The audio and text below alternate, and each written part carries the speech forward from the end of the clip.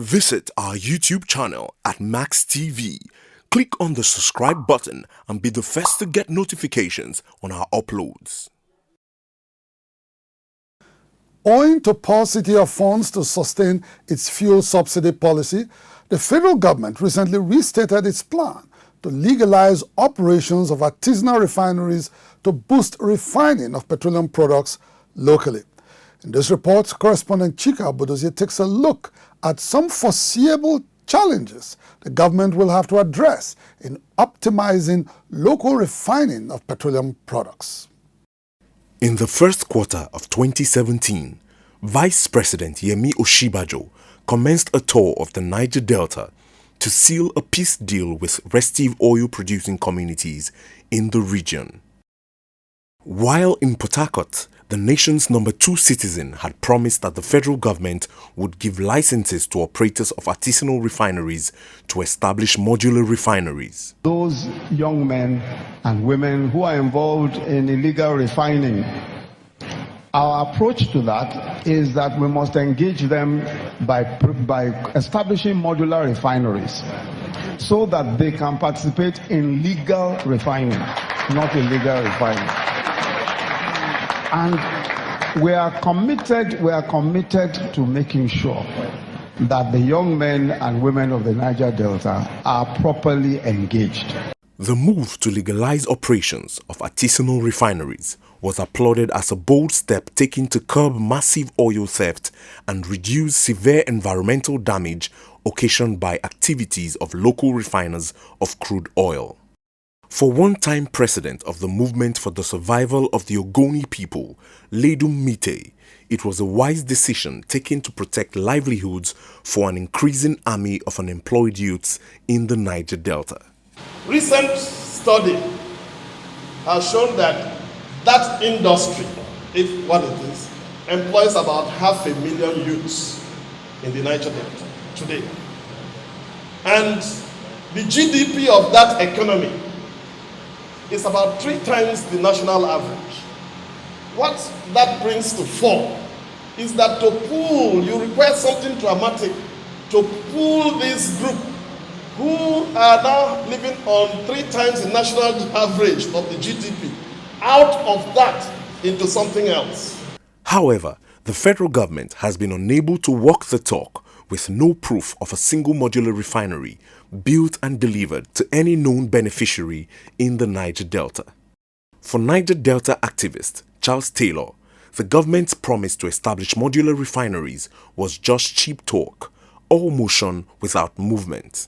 He said, since the government lacked the political will to implement its own decision, it would be impossible to stop the illegal refining of petroleum products. It can only stop if the federal government has the political will to say, okay, this is what we have for you people. Then we cannot speak with the people, stop this business. But so long as the federal government does not have this political will to bring this mobile refinery to our community, they want to stay in Abuja to sell license without coming to do proper, it will not going to work. After reneging on its promise, the federal government few weeks back restated its commitment to encourage and support local refiners of petroleum products due largely to dwindling national revenues to sustain fuel importation and a questionable fuel subsidy regime.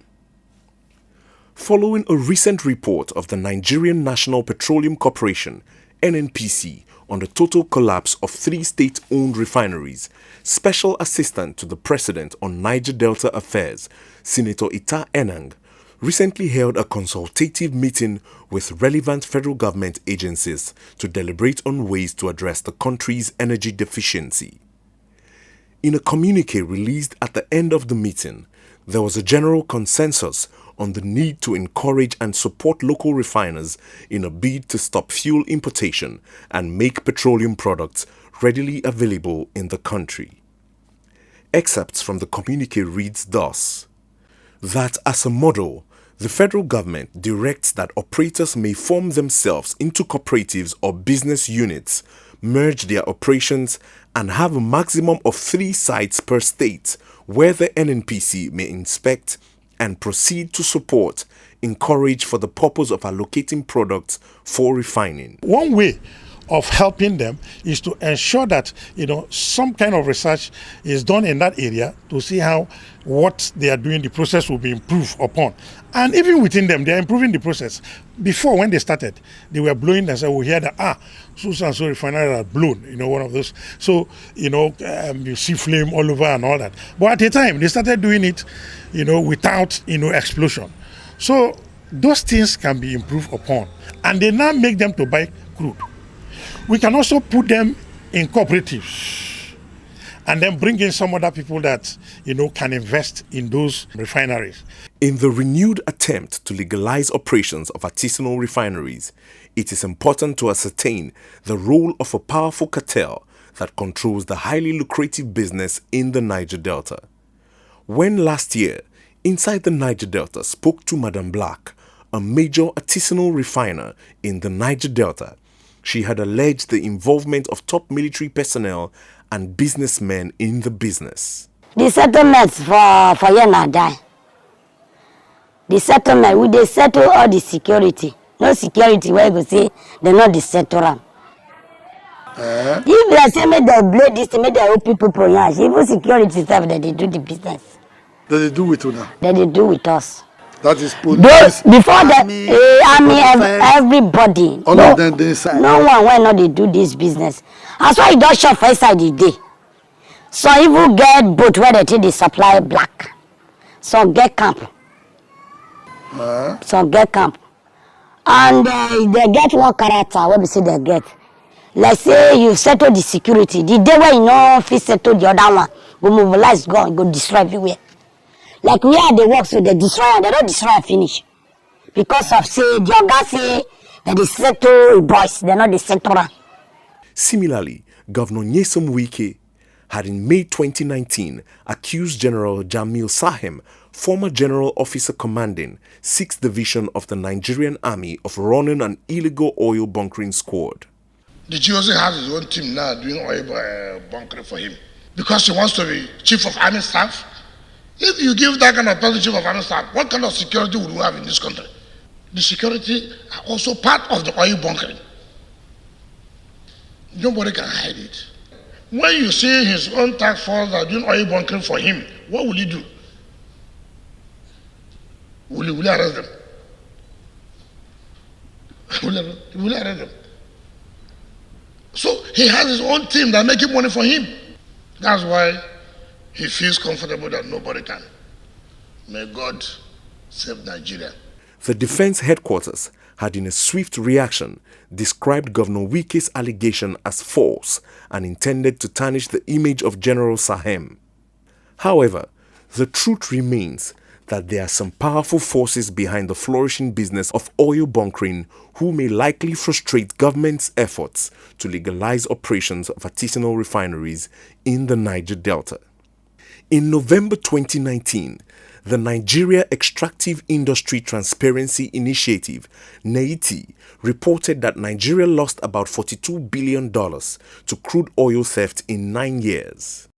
In transforming operations of artisanal crude oil refiners, therefore, the federal government must take into consideration the fact that they depend entirely on stolen crude to remain in business. The implication is that drastic measures will have to be taken to reduce all forms of economic sabotage capable of undermining the attempt to prefer lasting solutions to the country's perennial energy crisis.